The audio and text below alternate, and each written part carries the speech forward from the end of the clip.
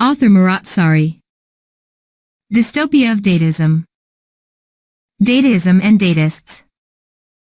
Dataism is a term used to describe the philosophy formed by big data.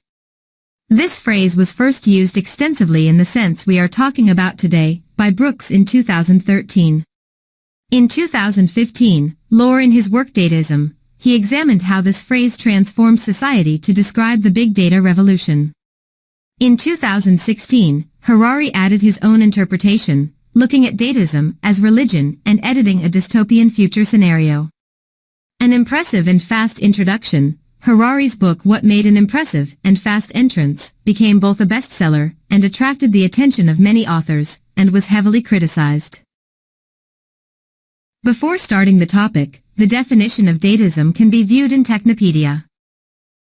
In general, the concept of dataism is useful in the business world, where many companies may not have gone much further than a big data approach to helping them aggregate or mine copious amounts of data for different applications and business processes. Experts talk about data for data's sake, and how this philosophy is not sufficient to craft very customized enterprise resource planning setups. New cloud hosting solutions and other sophisticated data systems have led to the rise of data skeptics, who push back against the idea that good data handling can provide infinite results without other types of planning. Another idea that goes along the pushback against dataism is the idea that big data can also have inherent dangers. Many of these are related to personal or business privacy. The idea is that the more capable data mining systems become, the more businesses and government agencies can use these systems to spy on consumers or citizens in many different ways. Some of these concerns can also apply within the business community. The idea that data is a double-edged sword is part of why the term dataism may continue to gain popularity within the IT medias. As can be seen, the definition in Technopedia does not contain details. It has mostly been commented on its useful and harmful aspects. On this topic, Harari's literary essay, Definitions, Interpretations, Inferences, is more impressive. It should be noted that Harari calls all myths, philosophies, movements, and facts that gather people together religion like any other religion. In short, such as the religion of communism, the religion of capitalism, the religion of Nazism, the religion of feminism. He is not interested in whether there is a believed God. As he has stated, he is a pure atheist who loves meditation.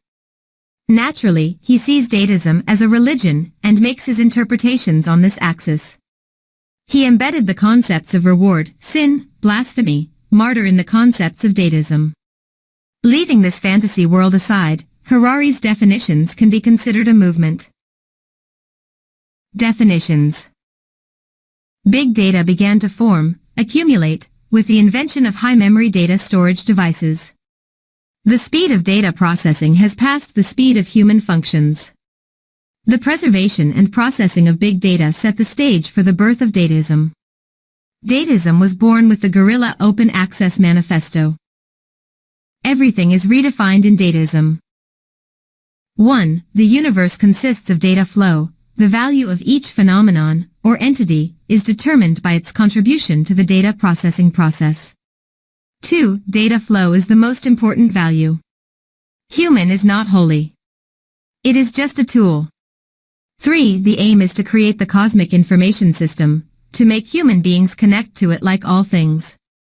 4. A datist who believes in this movement should connect to as many mass media as possible, increase data production, data consumption, and data flow, and spread it all over the world.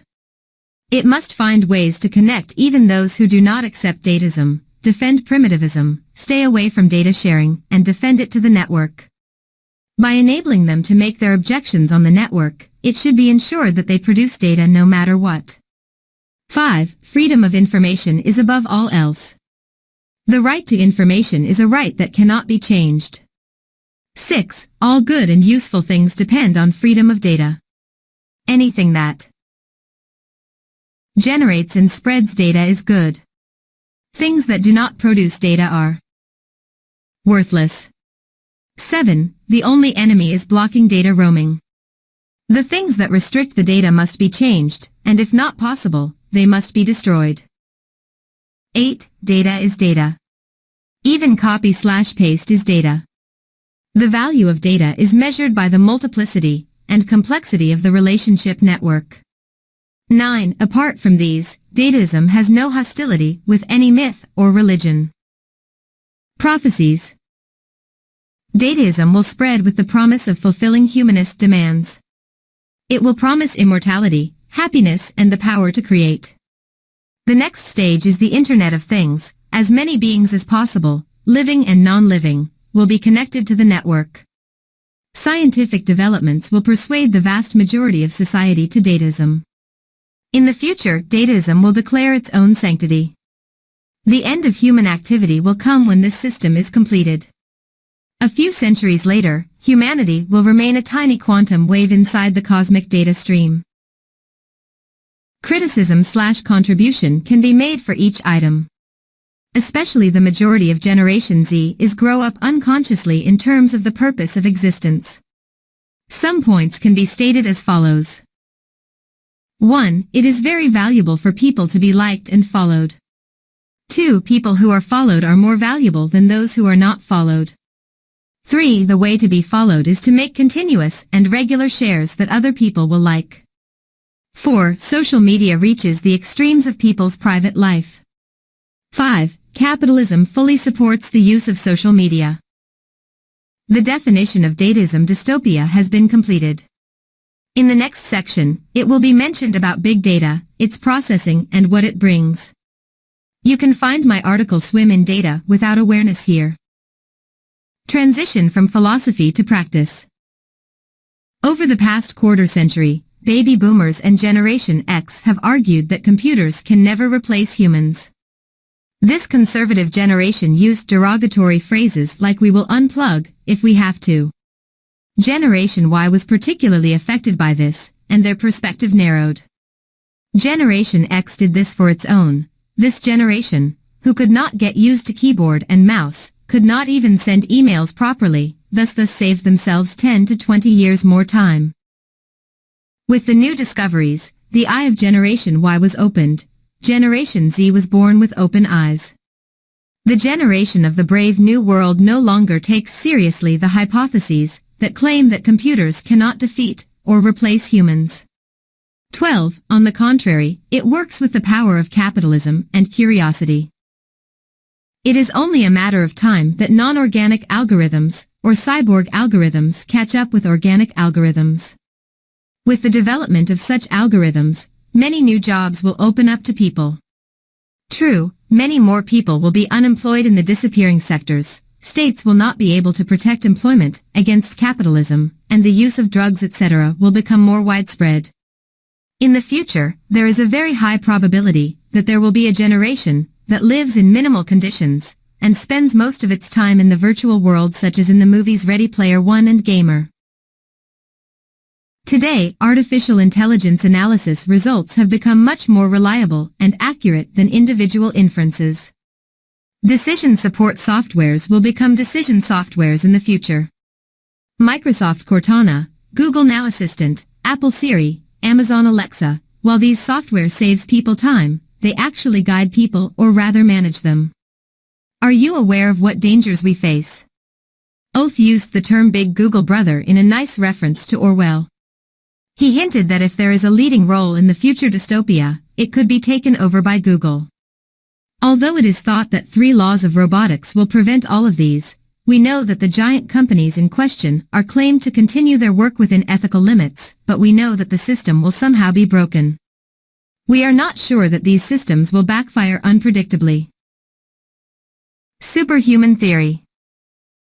Even hundreds of years ago, human beings envisioned the human dream with developed/special powers. This dream has been passed on in some sources as Neo-Zeus, in some sources as Super Alpha, in some sources as simply superhuman. The last Harari called it Homo Deus. Superhuman is not an omnipotent person. Again, it is a long-lived, technological person with borders, but much stronger than the person today. Although the current laws do not allow it, in the not-too-distant future, events will be out of hand due to the influence of capitalism and human dissatisfaction. Processing big data, decoding a large part of DNA, finding drugs to improve the human brain, changes in genes, development of artificial fertilization, structuring brain connections, brain-internet connection, a person can experience a new revolution.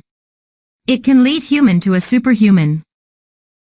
As can be seen, all of these steps will be possible by processing billions of lines of data. Lucy, 2014, as Lucy filters the phone signals around her, 21. If a superhuman race, or an artificially intelligent inorganic race occurs in the future, will it be legitimate for them to exploit, enslave and slaughter people just because they are powerful and superior? Do you remember from somewhere? If significant and drastic measures are not taken, which cannot be taken, this will lead us to the miserable world order in 1984 in the future. Harari envisioned 3 different scenarios for the future of the world. 1. Artificial intelligence will completely destroy the human species. 2. Even if the system needs people, individuals will not need their thoughts and decisions. 3. Technology will divide people into 2 cascades, elite superhumans and ordinary people, slaves. Each seems possible. The third option seems more likely due to the human nature and existing order. But Yemeni, 9, objected at this stage and made the following questions and comments. Will there be any conflict between technocastes? Is there any possibility of a successful revolution? The human who programs the artificial intelligence step by step will definitely take precautions, and will not leave it uncontrolled. Yemeni is right in his questions. The point I disagree with is definitely the issue of taking precautions. History repeats itself. Humankind's ambition, greed and curiosity bring it closer to the bitter end every day.